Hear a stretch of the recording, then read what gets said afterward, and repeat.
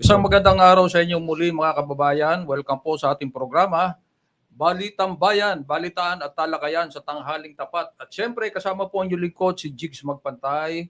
Kumusta po kayo at sana nasa mabuti kayong kalagayan sa mga oras na ito.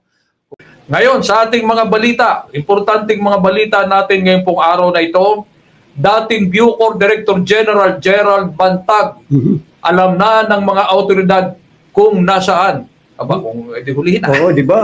Fugitive na yan, sir? Ang sabi ni DILG Secretary John Vic Remulla kahapon na malapit na nilang masakote ang nagtatagong dating opisyal ng Bucor sa panahon ni dating Pangulong Duterte.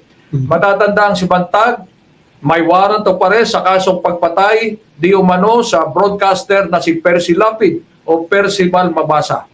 Bagamat alam na daw nila kung nasaan si Bantag, sinabi ng kalihim na di pa nila makita o nakikita si Bantag pero malapit na itong madakip, ang sabi. Noong nakaraang Hunyo 2024, ang DOJ nagpahayag na bukas sila sa negosasyon at voluntaryong pagsuko ni Bantag kung nanaisin ito. Kaya lang ayaw Subalit hindi ito nangyari hanggang sa panahon na ito. Bagamat alam na nila kung saan ang pinagtataguan ni Bantag, hindi daw naman ito madaling aristuhin.